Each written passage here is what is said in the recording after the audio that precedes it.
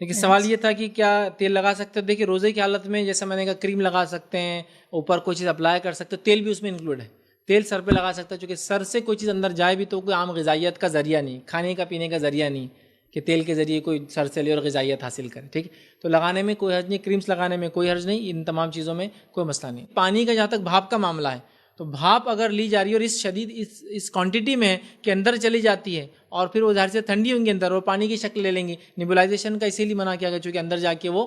پانی کی شکل لے لیں گے جمنے کے بعد، تو وہ اس میں الاؤڈ نہیں ہوں گا، یاد رکھیے، پھر درست نہیں ہوگا۔ اسی طرح روزے کی حالت میں خوشبو وغیرہ بھی سونگھ لے تو انشاءاللہ اس سے کوئی مسئلہ نہیں۔ رہا یہ کہ افطار کی دعوتوں میں سوال کیا گیا کہ بہت ساری عورتیں میک اپ کر کے آ جاتی ہیں، تو بہرحال اب کیا، یہ تو اصلاح معاشرہ کا ٹاپک ہے، اب اس میں تو کافی شدید اصلاح کی ضرورت ہے، چونکہ اسلام میں حلال میک اپ اگر ہے اور ود ان لمٹس ہے، ود ان کلوز سرکلس ہے تو حرام تو نہیں، اس میں تو میں حرام نہیں کہہ رہا ہوں، بٹ لمٹس ہونا چاہیے ہر چیز کو، بہرحال تو احتیاط اس میں زیادہ بہرحال بہتر ہے، چونکہ ظاہر سی بات ہے اب اگر میک اپ کر لیں گے تو ان کو عشاء پڑھنا ہے، کیسا ہوگا وضو وغیرہ، میک اپ تو ایسا چیز ہے کہ 2 گھنٹے تو سجنے کو لگے، اب ظاہر سی بات ہے ایک وضو کرنے سے پورا فلش آؤٹ ہو جاتا ہے، ظاہر سی بات ہے وہ اب یہ الگ بات ہے کہ میراتھن وضو ہے کسی کا لمبا، تو ایک الگ بات ہے کہ ساری نمازیں اسی حالت میں پڑھتے رہیں گی، مطلب ایک میک اپ کے ساتھ، لیکن پھر تو وضو کرنا ہے، تو بہت ساری بار یہ ساری چیزیں ہم کو عبادتوں سے اور بہت سارے اچھی چیزوں سے روک دیتی ہے۔ اور دوسری چیز، ایک چیز میں جو ہمیشہ کہتا ہوں وہ یہ ہے کہ ایک سمپل ایک مسلمان رہنے میں زیادہ اچھا ہے، چونکہ سبھی پھر مسلمان بہنیں دکھتی، کہ وہ تمیز نہیں کرتا کسی کی خوبصورتی پر، کسی کے رنگ پر، کسی کے میک اپ اس کے ٹائپ پر، سب عام بہنیں بس مسلم، بس اپنی رہو، خوش رہو، اور یہ اصل چیز ہے۔ اور خوبصورتی میک اپ سے نہیں، خوبصورتی اخلاق، عادات، اطوار، اچھی اللہ کو راضی کرنا، بہرحال یہ اصل خوبصورتی ہے۔ السلام علیکم۔ جو یہ رمضان میں روزے کی حالت میں آپ نے کہا کریم یا تیل وغیرہ لگانے سے کوئی پرابلم نہیں، لیکن وضو کرتے وقت اگر ناک سے یا منہ سے چلا جائے یا تو اس سے کیا روزہ ٹوٹ جائے گا؟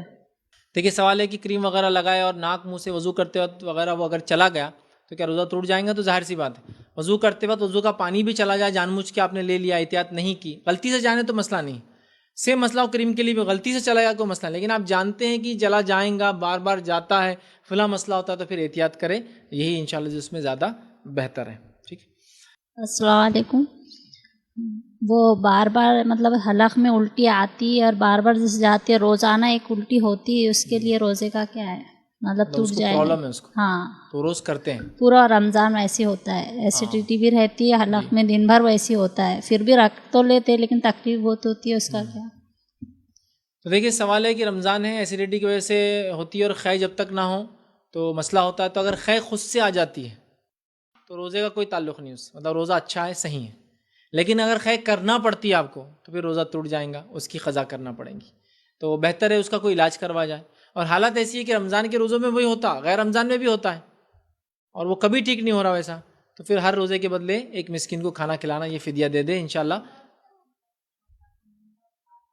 ہاں ٹھیک ہے، تو آپ اس کو فدیہ دے دے، پھر مطلب اگر مسئلہ ہے ہی وہ کنٹینیو اور خے کرے بغیر چارہ نہیں ہے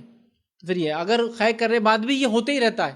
بیٹر پھر خے نہ کرے، انتظار کرے، اگر روٹین نہیں ہے، روز ہی ہوتا کسی کو مسئلہ، اور خے کرے بھی تو وہ پرابلم، نہیں کرے بھی تو ہے، تو پھر نہ کرنا زیادہ بہتر ہے۔